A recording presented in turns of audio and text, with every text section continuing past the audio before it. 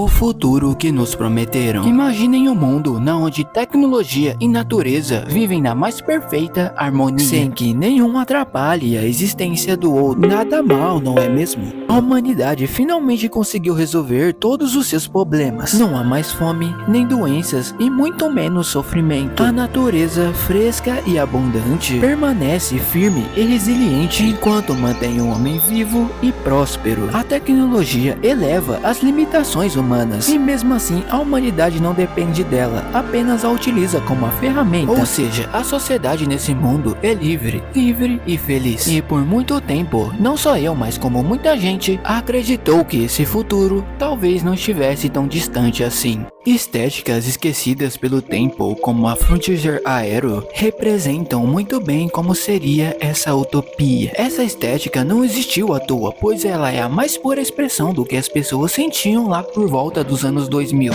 Com o fim de toda aquela tensão que o século XX carregava e posteriormente com o advento da internet, a população começou a crer que talvez o nosso futuro fosse brilhante, pois na época o conceito de internet era irreal e quando comprovado na realidade, fez com que as pessoas tivessem a esperança de que talvez a humanidade estivesse seguindo o caminho correto. E realmente parecia, pois a internet, como todo mundo sabe, mudou drasticamente o estilo de vida da maioria das pessoas. Ela com certeza seria a ferramenta do futuro, a tecnologia que salvaria a humanidade, a promessa de um futuro melhor. O futuro que estão nos entregando. Com o tempo, a estética Frontier Aero e todo esse conceito de futuro perfeito morreu. A internet realmente revolucionou a humanidade, mas não da maneira a qual imaginávamos. Apesar de ter cumprido seu papel e ter se tornado uma ferramenta de comunicação eficaz e inteligente, ela não foi capaz de resolver todos os problemas da humanidade. A cada ano que passa, o aquecimento global queima nossas florestas e eleva as temperaturas. O homem, ao invés de buscar soluções práticas para resolver esse problema, apenas o piora, poluindo, desmatando e cada vez mais se corrompendo pela ganância. Por conta de tudo isso, a natureza responde à altura, ao mesmo tempo que a tecnologia, ao invés de nos auxiliar, cada vez mais nos aprisiona em um ciclo de dependência, na qual chegará um tempo que não viveremos mais sem ela. Eu acho que isso já está acontecendo, né? A questão é que, definitivamente, aquele futuro perfeito está cada vez mais distante. Toda aquela visão futurista disseminada nos anos 2000, hoje está se tornando um verdadeiro conto de fadas. E o que antes era uma estética agradável, relaxante e esperançosa, se tornou o que conhecemos hoje como cyberpunk. O futuro que talvez estejam nos entregando.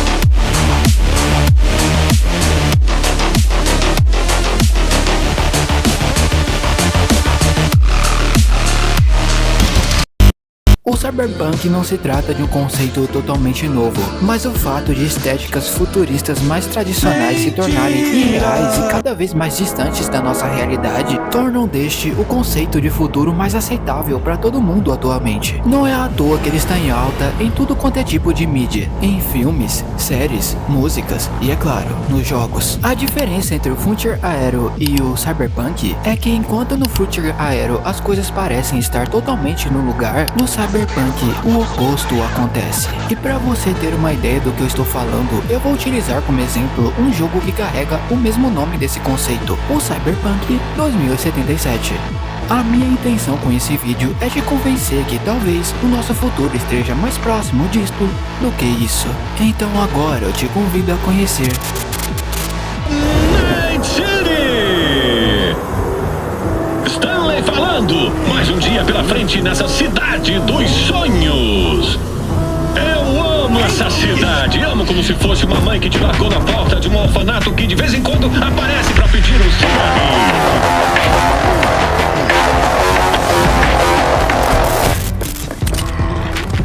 As lendas de Night City. Sabe onde vai encontrá-las?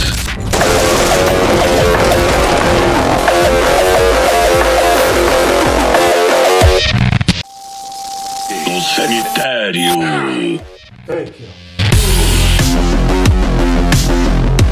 Essa cidade define perfeitamente o significado de distopia. Era algo para ser perfeito, organizado e belo. Em alguns aspectos até pode ser, mas tudo não passa de uma fachada. A desigualdade social em Night City come solta. Existem indivíduos nessa sociedade que levam um estilo de vida faraônico. E por outro lado, existem aqueles que vivem na exclusão e na miséria absoluta. E entre um e outro há um enorme precipício. Ou seja, é muito difícil uma pessoa pobre ficar rica em Night City, a não ser que ela entre no mundo do crime. Inclusive, dentro do universo do jogo, isso é uma cultura. Se você quiser ser alguém em Night City, você vai ter que entrar para esse mundo ilegal. É o único jeito de você ter alguma relevância nessa cidade. É aí que entram os canais, que são basicamente chefões poderosos do crime, que sempre recebem criminosos novatos de todas as partes da cidade para realizarem tarefas ilegais. É através desses canais que os criminosos novatos começam, entre aspas, suas carreiras. E a corrupção já chegou em um estado tão alarmante em Night City que os policiais cagam para esses canais, já que até mesmo o serviço policial se tornou algo particular, não atendendo de uma maneira direta a necessidade de segurança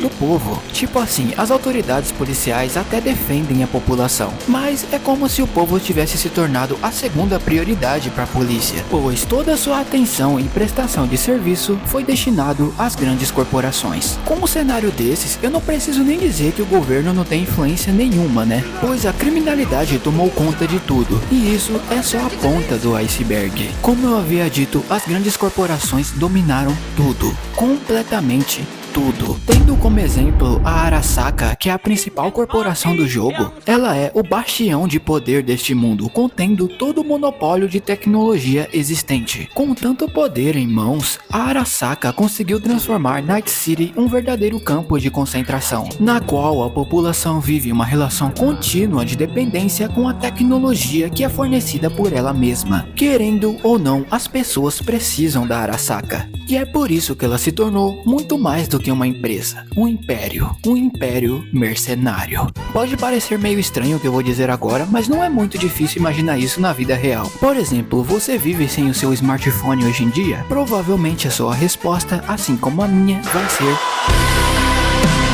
não. Ou seja, precisamos dessas empresas que fazem eles. Senão o nosso estilo de vida ia ser meio cavernoso. Agora pegue esse fato e eleve à máxima potência. Implantes que te dão atributos físicos e intelectuais. Sistemas neurais capazes de te transformar literalmente em um PC ambulante. Realidades virtuais capazes de te levar em um estado de prazer imensurável. Dentre várias outras tecnologias que com certeza você não viveria sem nesse futuro. Talvez você possa até viver, mas vai ser tratado pior que um rato de esgoto. Ao menos que você não seja o próprio Tony Stark, vai ter que se contentar com a ideia de que vai passar a vida toda debaixo das asas da Arasaka. E isso com certeza é o que torna Cyberpunk 2077 o jogo com os NPCs mais vazios de todos os tempos.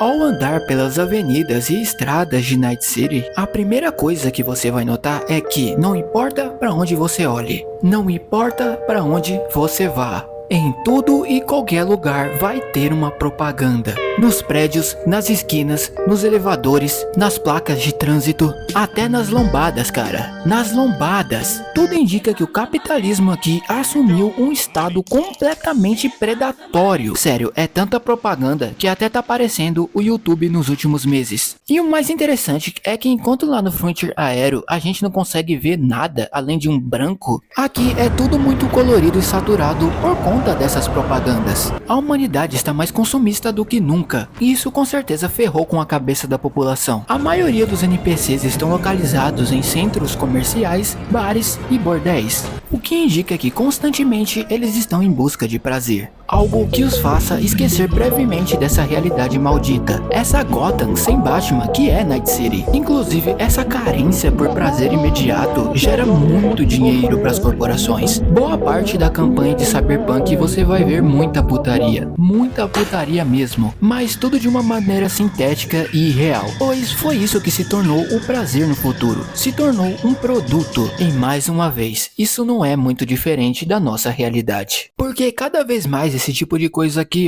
tá ganhando relevância. Esse consumo sintético de prazer tornam esses NPCs mais realistas, ao mesmo tempo que os tornam vazios, justamente por serem realistas. E não há nada mais vazio do que um prazer imediato, supérfluo e falso. Sobre a natureza, eu nem preciso dizer muita coisa, né? Na estética tradicional, com certeza ela é um dos principais elementos. Já no Cyberpunk, ela é praticamente inexistente. No máximo você vê uma arvorezinha ali, um coqueirinho, um mato, mas só isso. Animais, bem, praticamente você não vê nenhum animal em Cyberpunk. Só um gato meio esquisito que fica num beco de vez em quando. E ainda assim, ele parece que é de plástico pra mim. Isso chega a ser meio assustador, já que no futuro as pessoas não terão mais pets. Tá, eu sei que é porque a CD ficou com preguiça de colocar bicho no jogo, mas não vamos ser chato não. Talvez as pessoas tenham ficado tão viciadas que cuidar de animal ficou chato. Sem contar que deve ser muito difícil criar um pet aqui em Night City, já que nenhum animal que seja mais burro que um ser humano sobreviveria aqui. Tipo, olha esse rio, cara, completamente podre. É aqui que o Frontier Aero morre de vez. A água azul e fresca é substituída por essa água cinza e morta. E o verde reluzente é substituído por esse lixão imenso. Achou que Cyberpunk é só neon e ergirl? Não é. Talvez essa realidade não seja tão incrível assim, mas com certeza é a mais realista. E o mais engraçado é que, assim como Frontier Aero, há pessoas que realmente acham Cyberpunk uma estética relaxante. Mas enquanto uma é vibrante e alegre, a outra é mórbida e melancólica. Pelo menos pra mim. Ao sair da cidade, você já sente uma pequena leve mudança. Mesmo que tenha muita sucata e lixo espalhado, dá pra ver uma vegetaçãozinha que dá um aspecto mais de natural, o que deixa as coisas um pouco menos sintéticas. E lá você também pode encontrar os melhores NPCs do jogo, os famosos nômades. Eles são basicamente os caipira do jogo. Eu digo que eles são os melhores porque, muito diferente dos NPCs da cidade, eles levam uma vida muito mais humana, libertos de toda aquela opressão que as grandes corporações empregam nas pessoas e tendo como principal filosofia de vida a família. Na maioria dos jogos, os NPCs caipiras são vistos como personagens estranhos ou engraçados, servindo muitas vezes como um alívio cômico para a obra. Já no Cyberpunk 77, a coisa muda. Eu os vejo como a mais pura expressão de humanidade que ainda resta nessas pessoas. Essas pessoas que foram engolidas por um sistema impiedoso e implacável. Um sistema que roubou e destruiu tudo. As árvores, as águas, os animais, a natureza como um todo. Uma tecnologia que é utilizada para subjugar e não elevar o homem, que no final acaba sendo uma marionete dos seus próprios vícios. E agora só resta para a humanidade aceitar que aquele futuro perfeito não passava de uma grande mentira. Uma mentira criada para ofuscar aquilo que viria. Uma distopia completa. Bem-vindos à nossa realidade.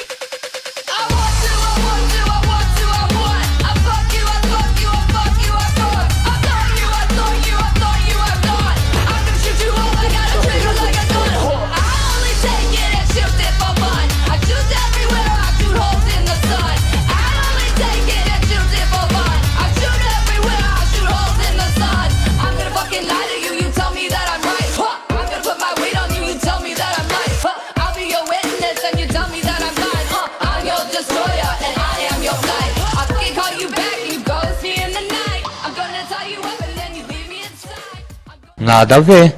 Eu realmente tô muito feliz que você tenha chegado até aqui. Sério, é muito importante pra mim. Você nem faz ideia de como eu fico feliz de te ver aqui no final do vídeo. Espero que você tenha gostado e me diz aí, você acha que nosso futuro vai ser assim como Cyberpunk 77, distópico? Ou Mil Maravilhas como Frontier Aero? Sua opinião é muito importante pra mim e a minha sincera e humilde opinião sobre tudo isso é que... vai todo mundo se fuder.